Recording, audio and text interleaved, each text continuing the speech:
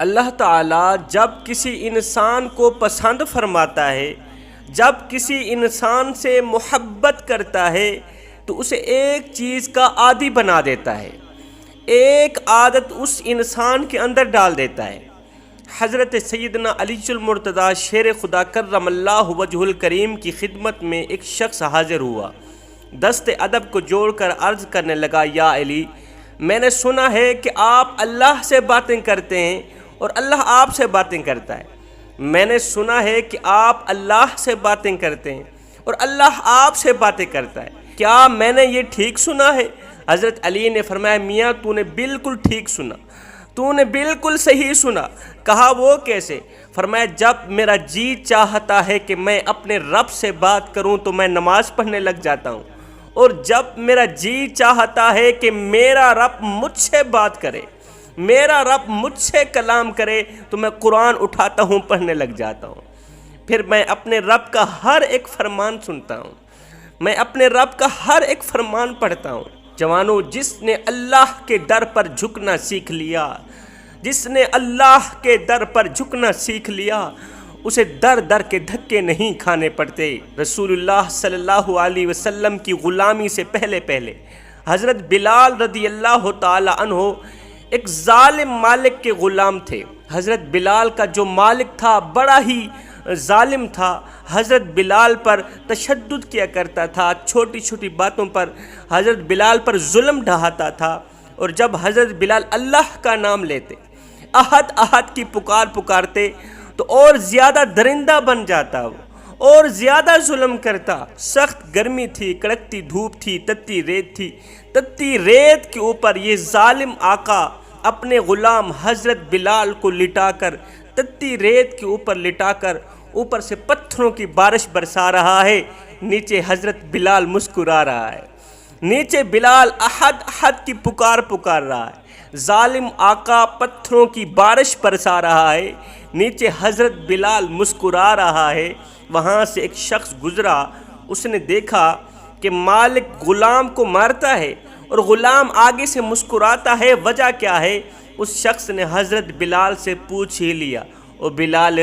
تیری بھی عجیب کہانی ہے، تیری بھی عجیب داستان ہے کہ مالک تجھے مارتا ہے، بجائے رونے کے تو آگے سے مسکراتا ہے۔ اے تجھے درد نہیں ہوتا، تجھے تکلیف نہیں ہوتی، بجائے رونے کے تو آگے سے مسکراتا کیوں ہے؟ بلال نے کہا، او میرا حال پوچھنے والے،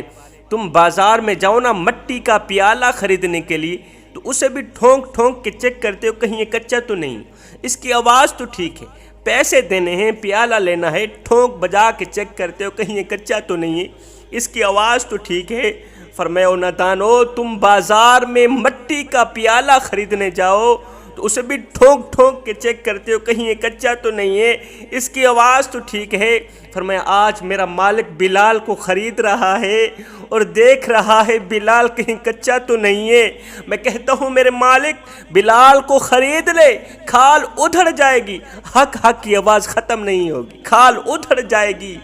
حق حق کی آواز ختم نہیں ہوگی۔ جوانوں، اللہ تعالیٰ جس بندے کو پسند فرماتا ہے، اللہ تعالیٰ جس بندے سے محبت کرتا ہے، اسے ایک چیز کا عادی بنا دیتا ہے۔ وہ ایک چیز کون سی ہے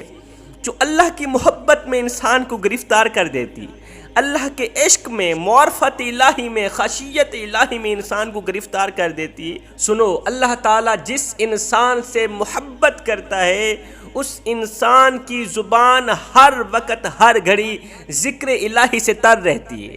اس کی زبان پر ہر وقت خدا تعالیٰ کا ذکر رہتا ہے، اس کی زبان پر ذکر الہی کے علاوہ اور کچھ بھی نہیں ہوتا۔ کبھی اللہ کی تعریف بیان کر رہا ہے، کبھی اس کے محبوب کی تعریف بیان کر رہا ہے، اس کی زبان پر ذکر الہی کے علاوہ کچھ بھی نہیں ہوتا، نہ غیبت، نہ چغلی، نہ گالی،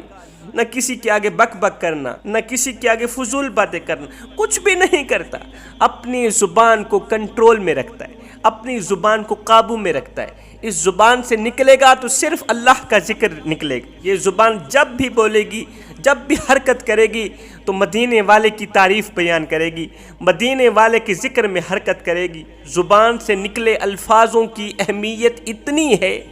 کہ ایک عورت تھی جو غیر محرم تھی، جس کی طرف نظر اٹھا کر دیکھنا جائز نہیں تھا، جس کی طرف نظر اٹھا کر دیکھنے کی اجازت نہیں تھی، اب اس عورت نے کیا کیا؟ شرعی گواہوں کی موجودگی میں کہہ دیا کہ میں آپ کو اپنے نکاح میں قبول کرتی ہوں،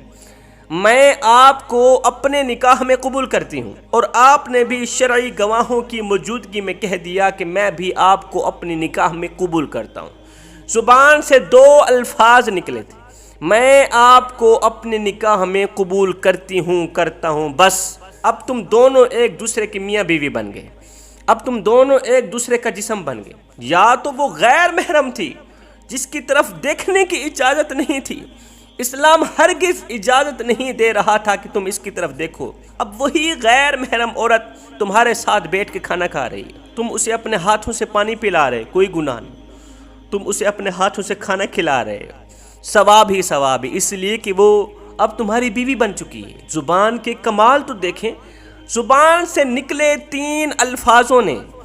زبان کے نکلے تین بولوں نے غیر محرم کو تمہارے لیے محرم بنا دیا۔ زبان کے کمالات تو دیکھیں، تین الفاظوں نے حرام کو حلال کر دیا۔ اب شوہر کو غصہ آیا، شوہر نے صرف تین الفاظ بولے، زبان سے صرف تین الفاظ نکالے کہ میں آپ کو طلاق دیتا ہوں، میں آپ کو طلاق دیتا ہوں، ایک ہی منٹ کے اندر ہنستا بستا گھر اجڑ گیا، ایک ہی منٹ کے اندر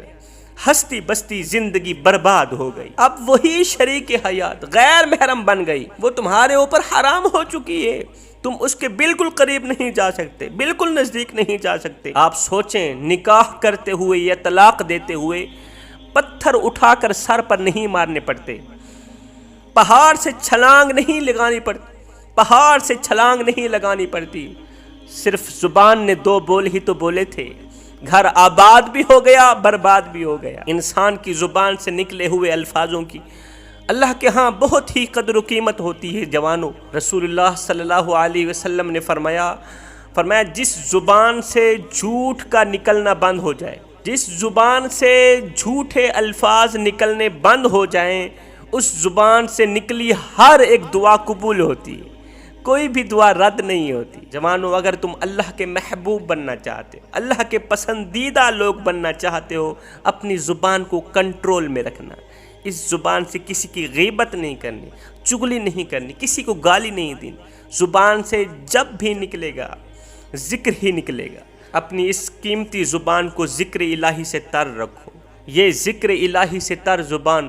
تمہیں اللہ کے قریب کر دے گی، اللہ کی رحمت کے قریب کر دے گی، معرفت الہی کے قریب کر دے گی۔